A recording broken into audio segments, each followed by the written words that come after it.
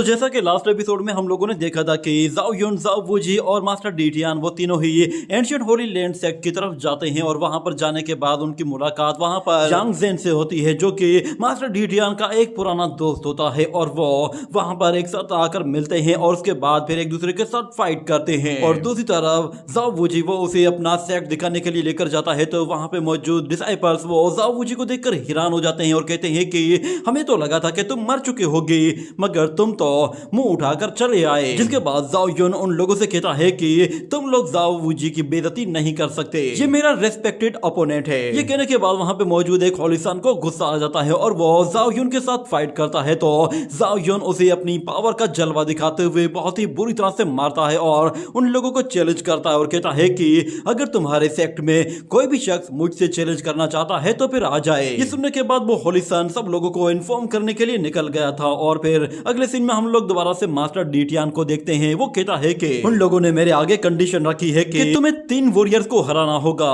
मेरे ख्याल से तुम्हें अब जाओ वूजी को यहाँ से जाने देना चाहिए। ये सुनकर जाओ युन कहता है कि क्या ये होली लैंड सेक्ट की कंडीशन है क्या? और इस तरफ जाओ वूजी कहता है देखा मैंने कहा था ना ये सब कुछ इतना सिंपल नहीं होगा। मगर जाओ युन कहता है कि तुम मुझे ज्यादा ही हल्के में ले रहे हो, मैं तीनों के तीनों फाइट्स जीत सकता हूँ। जिस पर जाओ वूजी गुस्से में आकर कहता है कि तुम कुछ ज्यादा ही एरोगेंट हो रहे हो, ऐसा ना हो कि मैदान में आने के बाद फिर तुम बुरी तरह से हार जाओ। मास्टर डीटियान जाओ युन से कहता है कि अगर तुम वाकई में श्योर हो कि तुम उनसे नहीं हार सकते तो फिर हम लोग ये मौका हाथ से जाने नहीं देंगे। और हाँ, मैं तो तुम्हें एक बात बताना ही भूल गया था कि मैंने पहले ही यांग ज़ेन से बात कर ली है। उसने मुझे बताया है कि इस एंशिएंट होली सेक्ट में एक हाफ क्योस कॉर्प बॉडी पड़ी है। ये सुनकर जाओ युन कहता है कि आपका कहने का मतलब ये है कि हम लोग इस मौके से फायदा उठाकर उस कॉर्प बॉडी को हासिल करेंगे ताकि हम लोग अपनी क्योस पावर को और भी ज्यादा बढ़ा सके। तो मास्टर डीटियान कहता है कि हाँ बिल्कुल ऐसा ही होगा, मगर उससे पहले हमें उनकी शर्त माननी होगी। हमें उनके टॉप के 3 वॉरियर्स को हराना होगा। अगर हम उन तीनों के तीनों वॉरियर्स को हरा देते हैं तो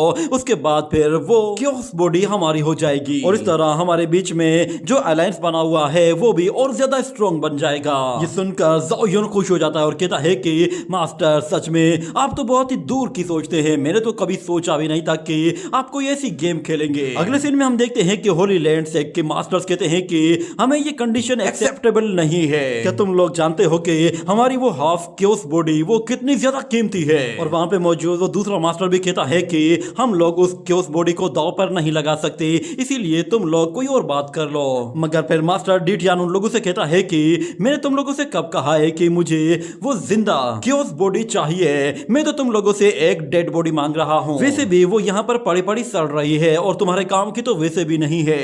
मगर वहाँ पे मौजूद तीसरा मास्टर कहता है कि नहीं, हम लोग क्योस बॉडी को किसी को भी नहीं देना चाहते। ये सुनकर मास्टर डीटियान कहता है कि मुझे ऐसा क्यों लग रहा है कि तुम एंशिएंट होली लैंड सेक्ट के मास्टर्स हार से डर रहे हो, तुम्हें लगता है कि तुम लोग हार जाओगे।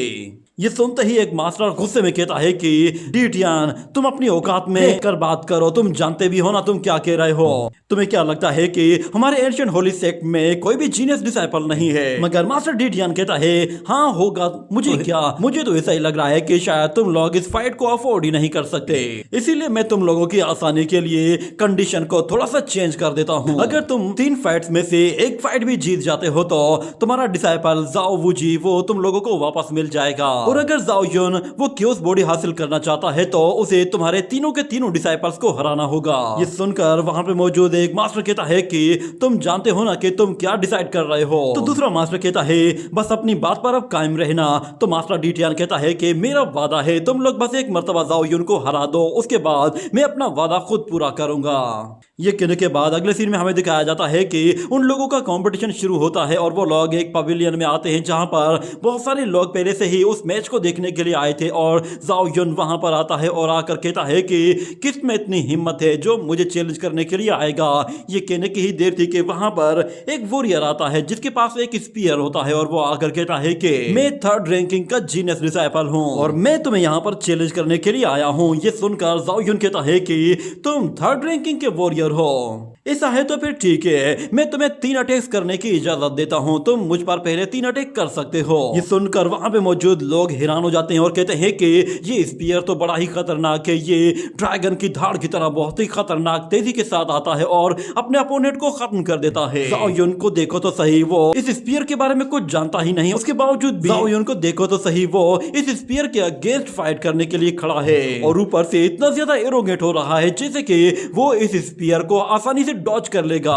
हमारा 3rd रैंक का वॉरियर वो न सिर्फ स्पीयर स्किल्स में एक्सपर्ट है बल्कि उसके पास एक स्टार बैटल बॉडी है। मुझे लगता है कि ज़ाओ युन पहले ही फाइट में बहुत ही बुरी तरह से इंजर्ड होने वाला है और वहां पे मौजूद वो सेक्ट मास्टर भी कहता है कि ज़ाओ युन तुम तो बहुत ही जल्दी एरोगेट होने लगे हो, अभी तो ये मैच शुरू भी नहीं हुआ। मगर मास्टर डीटियन कहता है कि चलो तो फिर देखते हैं कि कौन ये मैच जीतता है। ये सुनते ही वो वॉरियर कहता है कि ज़ाओ युन अब मरने के लिए तैयार हो जाओ। ये कहने के बाद वो तेजी से अपने स्पीयर के साथ वार करता है तो ज़ाओ युन उसे आसानी से डॉज कर लेता है। ये देखकर वो वॉरियर दोबारा पलटकर वार करता है। इस मर्तबा भी उसका वार खा ली जाता है क्योंकि ज़ाओ युन दोबारा से बच जाता है और फिर वो वॉरियर उस पर एक और वार करने के लिए जाता है तो ज़ाओ युन उस स्पीयर को अपने पास से होते हुए वहां से जाने देता है और फौरन से पीछे हट जाता है। ये देखने के बाद वो स्पीयर वॉरियर उस पर एक जोरदार वार करता है तो ज़ाओ युन अपने चारों तरफ एक क्योस मैजिक बेल को समन करके एक बैरियर बना लेता है और इस तरफ जैसे ही वो स्पीयर उस क्योस मैजिक बेल से टकराता है तो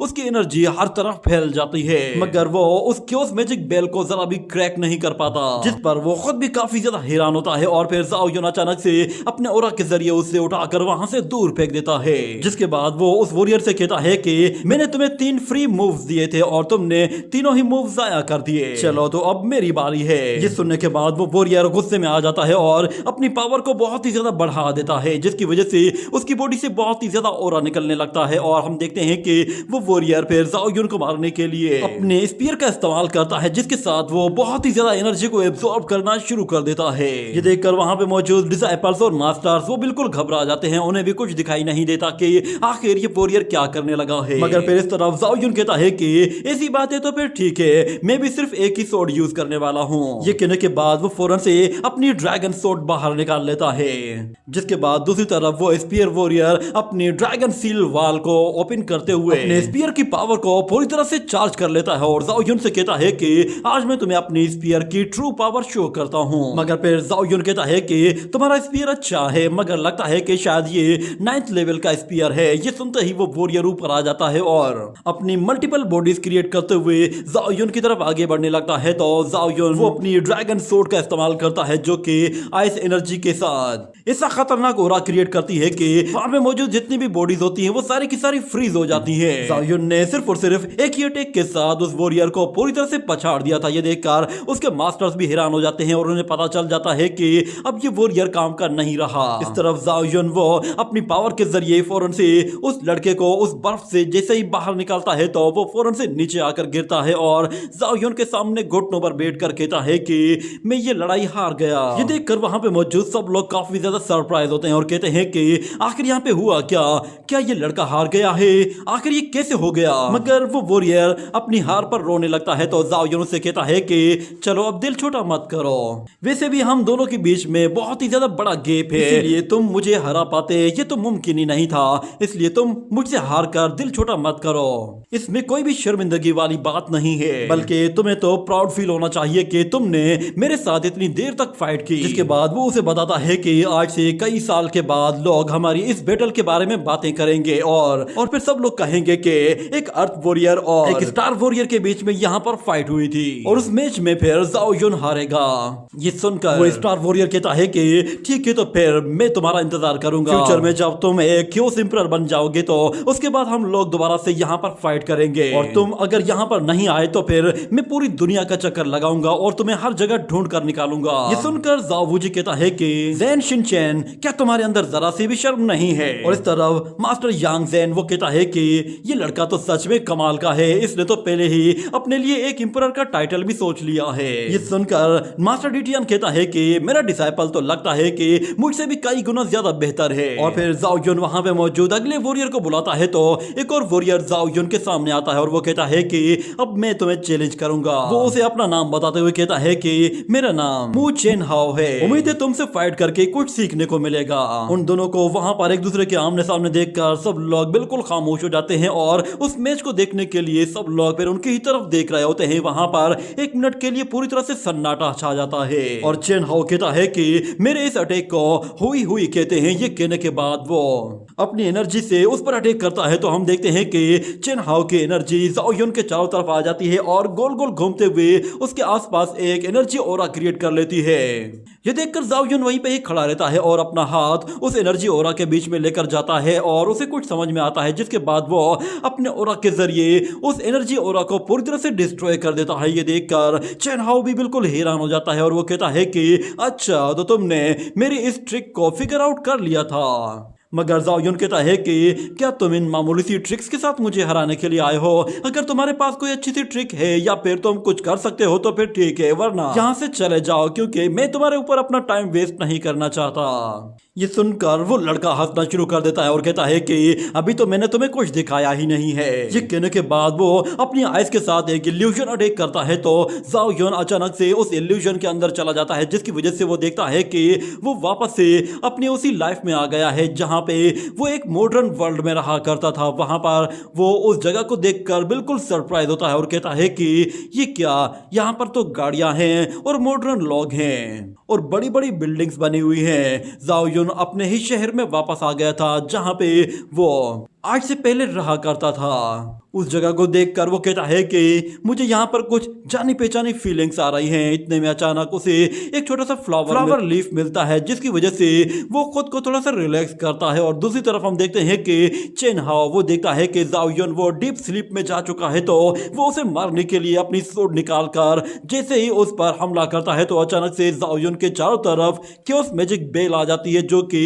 चेन हाओ के अटैक को रोक लेती है। ये देखकर चेन हाओ खुद भी हैरान हो गया था कि ये लड़का इल्यूजन के अंदर होने के बावजूद भी अपनी बॉडी को कैसे यूज कर पा रहा है। और इस तरफ जाओ वूजी भी हैरान होता है कि आखिर ये इसने कैसे किया, क्योंकि ये तो इस वक्त एक फैंटेसी वर्ल्ड में होगा और फैंटेसी वर्ल्ड में जाने के बाद हम अपनी रियल बॉडी को मूव नहीं कर सकते, ना ही किसी मैजिक वेपन को यूज कर सकते हैं। मगर मास्टर डीटियान कहता है कि मेरे डिसाइपल की जहां तक बात है तो वो ऑलरेडी हर एक चीज की पहले से ही तैयारी कर लेता है। मगर फिर चेन हाओ कहता है कि ये लड़का कुछ ज्यादा ही चालाक है, मगर देखते हैं कि ये यहाँ पर कब तक सरवाइव करता है। ये कहने के बाद वो अपनी सोर्ड निकालता है और उसके साथ अपनी मल्टीपल सोर्ड टेक्निक को यूज करता है और हमें दिखाया जाता है कि वो उन सारी की सारी सोर्ड्स को बहुत ही तेजी के साथ उस क्योस मैजिक बेल पर थ्रो करता है तो वो सारी की सारी सोर्ड्स उस मैजिक बेल से टकराकर वहीं पर ही गिर जाती हैं। ये देखते ही चेन हाओ फिर खुद अपनी सोर्ड लेकर उस मैजिक बेल पर जाकर हमला करता है तो वो मैजिक बेल उसके अटैक को भी रोक लेती है। मगर चेन हाओ वो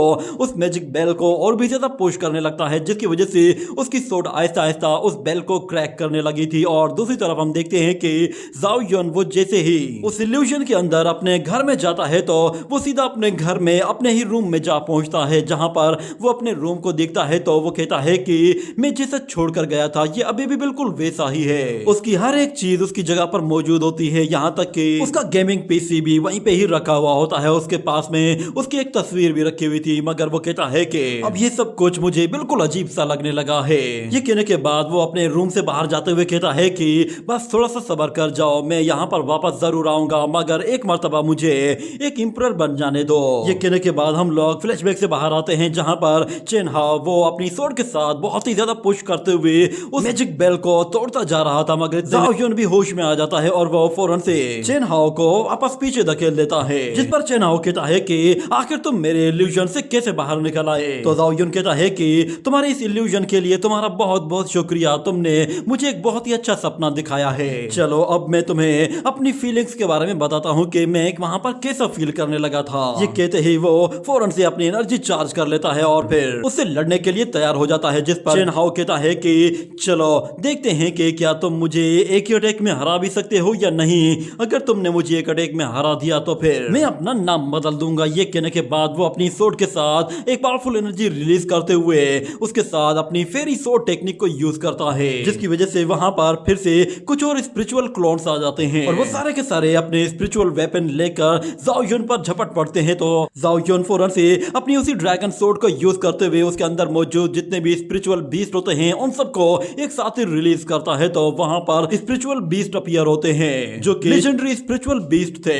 वहां पर एक व्हाइट टाइगर, टर्टस और फिनिक्स बर्ड के अलावा एक ड्रैगन भी होता है। वो वहां पर आते ही सारी की सारी स्पिरिचुअल बॉडीज को मार धाड़ कर पूरी तरह से खत्म कर देती है और आखिर में जब चेन हाओ अकेला रह जाता है तो वो उस ड्रैगन को देखकर वहां से भागने की कोशिश करता है, जिस पर वो ड्रैगन उस पर पीछे से एक जोरदार अटैक करता है, जिसकी वजह से चेन हाओ सीधा मुंह के बल जा गिरता है। और इस तरह जाओ युन कहता है कि क्या हुआ ब्रदर, क्या तुम मेरी इस ट्रिक के बारे में जानना नहीं चाहोगे? ये कहने के साथ ही ये एपिसोड यहीं पे ही एंड हो जाता है।